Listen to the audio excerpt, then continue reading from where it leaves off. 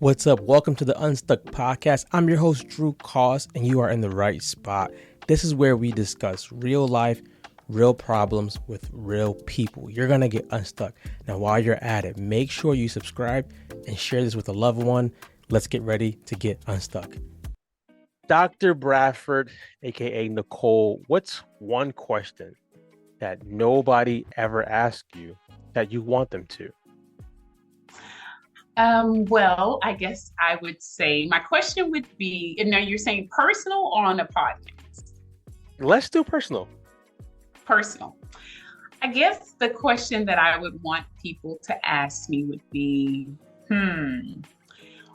what activity did you participate in when you were younger that no one knows about? So I have to ask the question now. What activity did you participate in that no one asked you about? Well, believe it or not, when I was growing up, MJ was, of course, the number one man. Mm-hmm. And so I would always go to the Michael Jackson look-alike contest. And so my mom was like my momager at that time back in the 80s. And I had my curl and my jacket and my moves. And she would push me to the front. And so I was able to go to a lot of the Michael Jackson look-alike contests and dance. Wow. Wait. So what was your favorite Michael Jackson dance? The moonwalk, of course. The moonwalk. Yes. Now, you might know it because you might be a bigger Michael Jackson fan than I am. I do love Michael.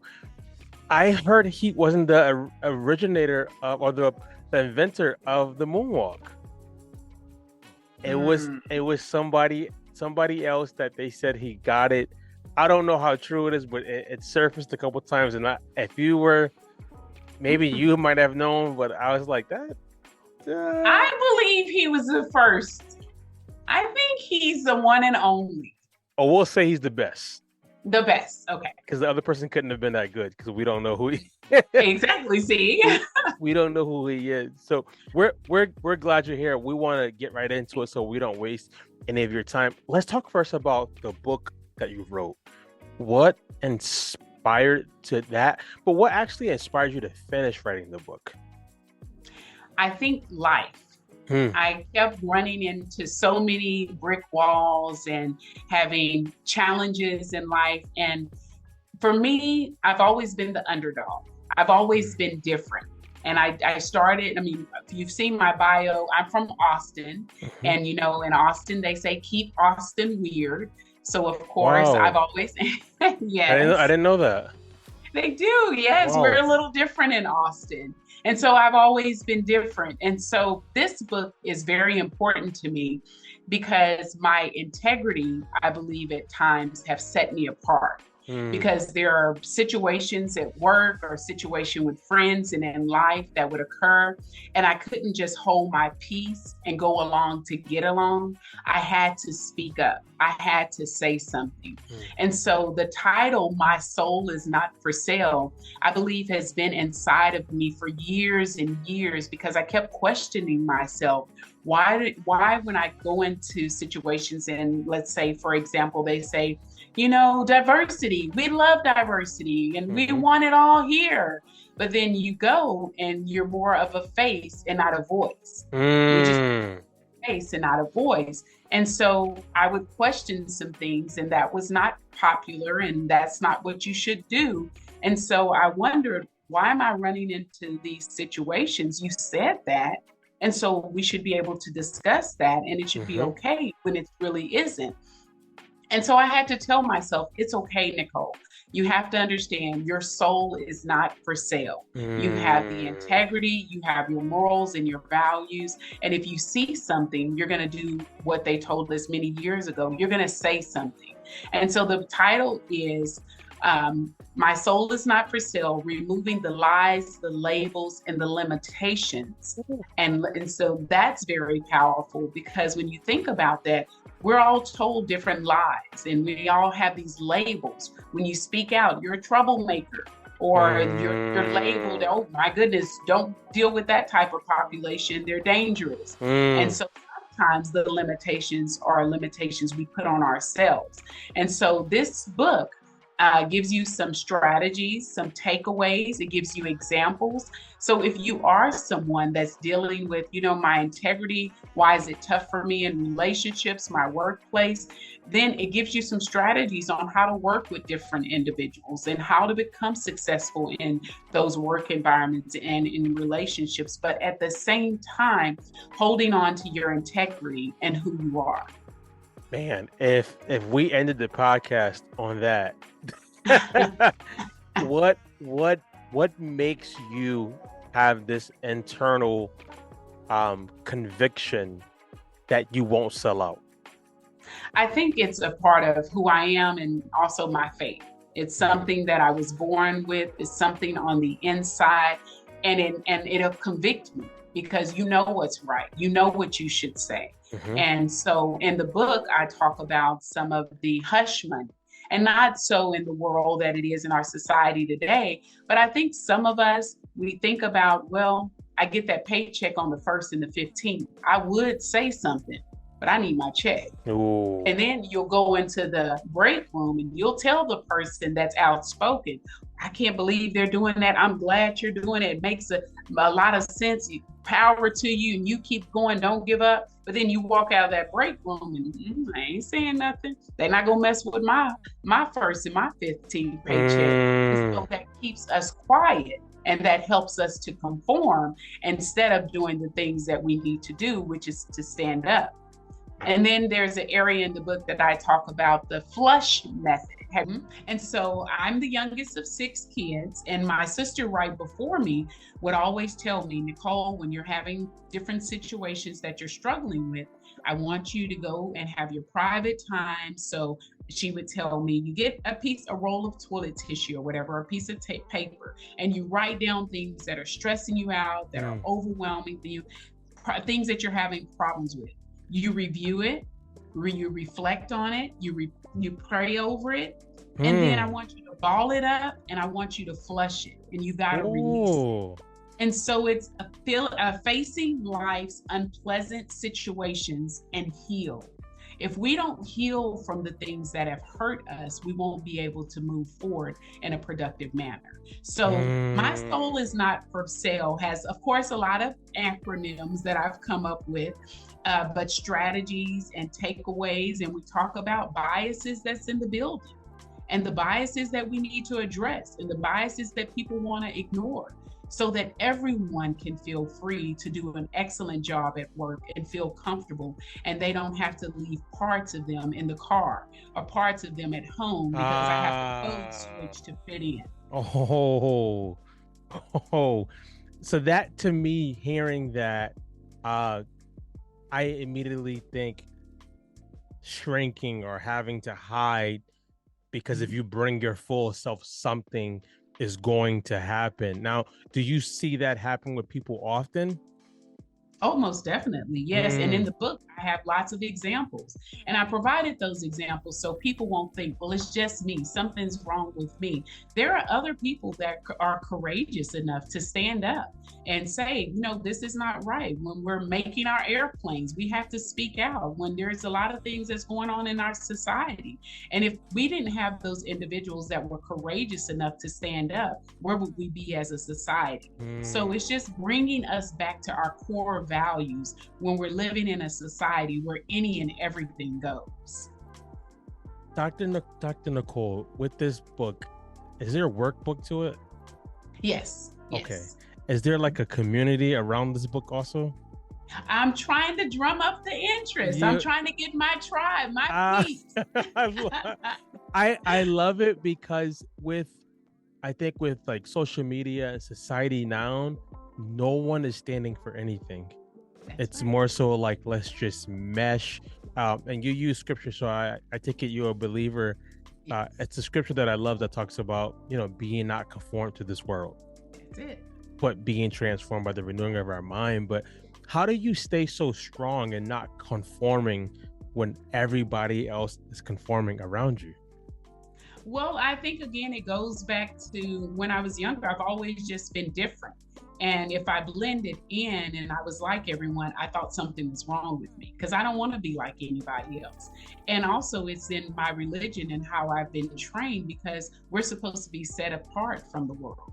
But I do like people to understand and to know, just like I used to tell my children that when they were younger, I'm human.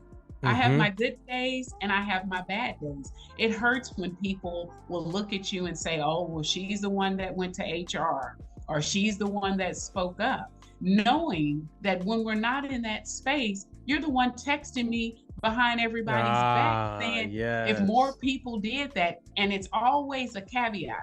If I didn't have X, Y, and Z, I'd stand with you. If, and we have to stop the ifs and we have to come together and start going back to our norms and our values and what makes us unique. About the book Building This Community, you mentioned that in your younger years, you felt this, like yes. We're going to do these things. Where did that come from? I really don't know. I think it's something that's been placed inside of me. I'm the youngest of 6 kids. My parents started in very humble beginnings, and I was the only one that went to college. And I don't think it's anything that was different about me. We all had the same opportunities, but I think it was just that I wanted more. And growing up in my home life, I saw things that were not the best. I did grow up in a dysfunctional household. So I witnessed domestic violence. Unfortunately, I had individuals in my family that would go in and out of the criminal justice system, selling drugs, things of that nature. And I just wanted something different. I wanted something more. And I think that's what we all have. We have that passion inside of us. And that's why I have the company Maintain the Flame. When you were young, you'd be in the store and you'd be dancing and singing and enjoying life and didn't care who was around you. But then you become this adult and we're always looking over our shoulder. We're always trying to, okay, are they doing that? Well, what new car did they buy? Or we're looking on the social media and we're scrolling so much, we don't even know how to talk to each other anymore because we're trying so hard to fit in. And that just didn't work for me because I thought if I'm fitting in and I'm trying to be like everybody else, then I need to take a closer look at myself and what really fits Nicole. And so I truly believe my soul is not for sale has always been inside of me because that's my battle cry. And that's been the way that I live my life. And it's hard. It's very hard. You said something that you grew up in a domestic home. How did you heal from that? Because people who usually face those things or see those things, it usually doesn't become, they don't become a positive person. Sometimes they become exactly what they saw. How did you heal from that? Lots of counseling, making sure that I took care of my mental health, and also throughout the process for them teaching me that just because you were in that environment, that doesn't mean that's how your life has to be. You have the ability to change your circumstance. Because when I was younger, when those things happen, I'm always the clown, the person that wants to lighten the mood. But I always wanted to bring us all together. Let's sit down and let's talk about it. But I had to understand that sometimes issues that people have, that lies within them to fix. And for you, you have to focus on yourself, what you bring to the table, grow from that experience, and know you still have the opportunity to design a different life and create the possibilities that you want. I love it. Do you teach women who have seen that or who have gone through that? Do you teach them anything, or is that not your lane? Oh, yes, most definitely. I do. I provide coaching sessions. Nice. And it's for all individuals because as an educator for over 2 decades, I did that. I started on the college campus, then I transitioned to public school, and I went from the beginner level at the college as a professor up to vice president, and public school from a teacher all the way to a campus principal. So I've encountered the individuals the students that want to give up. the students that feel that, this is not for me. You can't do anything with school. I've worked with those students. I've worked with the parents that blame the school. I've worked with the school that blame the parents. I've worked with the teachers. I think it's sometimes we have to just separate ourselves from the situation and see what role we play in that situation and then grow from that. But yes, I do counseling, coaching for everyone. Yes. And it's the Maintain the Flame program. It's a 10-week program. I love it. How do you tell someone, I believe in that also, if you can separate yourself from the problem, you can see, I believe you can see if you're part of the problem or if it's whatever's causing the problem. How do you actually get somebody to do that if they're like resistant? Well, definitely, especially as a supervisor, you coming in and I know everything. We've been doing this forever. You're new here, but you have to also, number one, keep them to keep the vision in mind, the mission. Why are we here? That has to be first and foremost, and that doesn't just apply in the workplace. Why are you here on this earth? What is your purpose? Your purpose is not to settle. Your purpose is not to sell out. You have more inside of you. You have that potential. So let's go back to that inner child. Let's go back to that little Nicole with all of those dreams and desires, and let's reignite that flame so that we can get you to the point that you're going to push yourself to go for more and not settle. I love this. What does Nicole do to refuel herself? Because you give a lot, you coach, you're author, you do a lot of things. What do you do to refuel yourself? Well, of course, I spend my time daily with my God. I have good faith, and I'm that's huge for me. And secondly, I just love being with my family. I have 3 amazing children. Nice. My daughter is a teacher. She graduated from Hampton. Nice. My son graduated from Angelo State. He's working on his master's and his last season of football. And my baby's at UNT. And so my husband and I, with our family, we just spend family time. We pour into our kids, watch football games, of course, the Cowboys. And as long as I have my Cowboys and they're winning, I'm on top of the world. I love it. I love it. With all you do, you talked about refueling yourself, about the book, about your coaching. Let's say something happened, you weren't able to coach anymore, you couldn't write anymore, you had to pick a completely different career. What would it be? Completely different. Can't go back to education? Can't go back to education, no coaching. You could go back to being the Michael Jackson copycat if you want, but you can't go back to the careers and the things that you do now. What would you do? It has to be something involving people. I have to connect with people. Relationships are everything for me. My passion has always been rooting for the underdog. So maybe I am the president of an organization where I'm helping out marginalized children to realize their potential. And then in the same time, working with those parents so that they understand your role as a parent and the influence you have on their lives. So why it's so important for you to get your stuff together, because you're impacting the next generation. I love it. Nicole, when did you feel like, when did you discover that God put you on earth to do this type of work? I think I was always on the college level, and I started there, and I liked people. And I guess at church, we used to do missionary work, but my mom always said, you need to go into school. And I was like, oh, no, ma'am, I am not going to that school building. But she knew it. She knew that I loved in Sunday school. I was volunteering to teach, and I loved helping out others. So I just think there is different signs along the way. At church, always the one trying to volunteer and get up in the front. And even when I was at Grambling State University, if I had a tough day on campus, I'd go and volunteer at the elementary campus right across the street, because that brought me joy. And then I'd go to the nursing home. So anything that connects me with people, because it helps me forget all the issues that I have when I'm able to love on and support someone else. This is amazing because we see nowadays that people are not trying to be around people.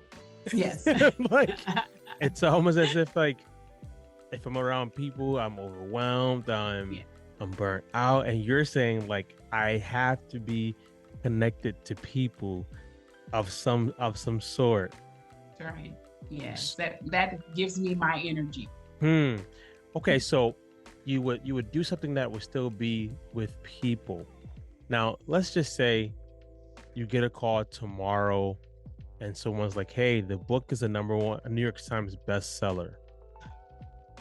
We want to book you to be on a tour, to travel, to speak, and things like that. You're gonna be away from your family for 4 months. What do you do?" That's tough. 4 months. Do I get to come home? You get to come home once every 2 weeks. Oh yeah, I can do that. That's okay. Good. As long as I can see, that's where I recharge. I have to Mm. come home. I have to recharge. I have to connect with my babies and my family and make sure that they're good. But yes, as long as I can come back home and recharge, oh yeah, I can do it. You know why I asked that question? Because if you gave a quick answer and was like 4 months, absolutely, I'm out. I'd be like, that might be that might be alarming. If you get to a 4 month spurt and not see what you consider to be like your support system and your charging station. Nicole, what would you say to, let's say you meet an African American lady, she's about 18 years old. She's like, I'm struggling to find my purpose. What should I do? Because I'm looking at you. You've done a lot of good work. You found what you should be doing. What advice would you give her? We're going to sit down and we're going to go over things that makes her happy. What do you enjoy? What makes your eyes just sparkle when you hear this word, or if someone puts you in this position? And once we identify at least 2 or 3 things that she loves to do, then I'm going to recommend you need to go and volunteer. You need to go in that space so you can see if you truly feel comfortable in that space. And then we're going to come up with a plan for her to start walking towards her dream. If you were in this space, if you could have one position or one opportunity, what would it be? And then we're going to try to make sure that that's a reality for her. But the dream is within all of us. We were all given gifts. And we just need to tap into those gifts. We have to reignite that flame. And we've got to protect that flame with everything that we have. So that means when the job says, hey, I need you to stay a couple of more hours, wait, my flame, I got things that I got to do for me. Because if something happens to this job, y'all gonna be okay, but my family may not be. Or I may have some regrets of things that I missed out on by making sure that you were the priority. So making sure you have those healthy boundaries, setting priorities for your life, and going for things that terrify you, that you fear the most. Those are the things that you should pursue. It's amazing because you mentioned that you would coach her, that you would let her see it's already inside of you. Let's pull it out. My last part of this interview, and it's amazing hearing someone with so much, not just good information, but refreshing information. Not the whole gotta just grind every day, all day. Gotta just hustle culture. It's good hearing someone with the wisdom of God and the favor of God. Yeah. The last part is rapid fire questions. So I ask you a couple questions. They're off the wall. You answer them as fast as you can. There's no right. Okay. And she's ready. I love it. And there's no wrong. Okay, so first question is, you have unlimited resources, unlimited money. Where do you travel for a week? Tahiti. Oh, tell us why. It is so beautiful, and I want to live in one of those huts on the water. Oh, wow. Oh my God, and wake up like that. Oh, yes. Beautiful. Wow. Okay. Okay. The Dallas Cowboys is in the Super Bowl. Who are they up against, and how much do they beat them by? The Saints, and the score is 49-0. I love it. I love it. All right. If you could be any superhero or famous character you've ever known in your life, who could it be and why? I would like to be, what's the man in the suit like this? What's his name? I love him. Is it Flash? Iron Man. Iron Man. Tony Stark. I love Iron Man. My son hates it because he loves Superman and he's 23, but I'm an Iron Man girl. And he can go anywhere and do anything, and he has a protective suit. I want to be Iron Man. That's the first I've got, Iron Man. Everyone usually says Superman or Batman. Mm-hmm. Iron Man, okay, I respect it. Okay. You have the ability to co-write with any person in the world, dead or alive. Who is that person? I love Les Brown. Yes. I think he is amazing. I want to meet that man. That was my idol when I was little. So Les Brown. Les Brown, come on the show and meet Dr. Bradford. He's amazing. Yes, he is. Amazing. Mm-hmm. I studied a lot of his stuff. 2 more questions. Favorite person in the world that's not family? Maybe Winfrey. Nice. Tell us why. So incredible. Look at her story. She was able, once they fired her, she was like, okay, that's good for you, but let me show you what I can do.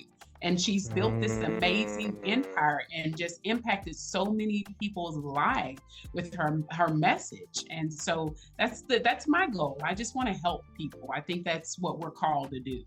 I love it. God tells you, hey, you got 3 years left on this earth. You've already done what I've asked you to do. You can do whatever you want the next 3 years. What would you do? I'm going to have my own nonprofit and help out families and marginalized individuals realize their potential and to help them to create the life that they desire. I love it. Well, Dr. Nicole, it's so cool having you on this show. I was deeply encouraged, inspired. I know that the listeners will be also. Tell them real quick where they can find you at and where they can find the book at. The book will be on Amazon and in Barnes & Noble. And my website is www.maintaintheflame.net. And that's where you can even get a copy of the book or sign up for my coaching services or have me to come and speak to you at a conference or any one of your programs. Love it. Dr. Nicole, we'll see you when we see you. We'll make sure they get the book. I'll make sure I get the book because it has definitely blessed me. Have a good day. You do the same. Thank you so much.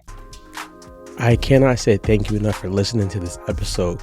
Do me a favor, subscribe and share it with a friend. Okay. Help us help more people as we share a message of getting unstuck with real life problems with real people solving them. Be great.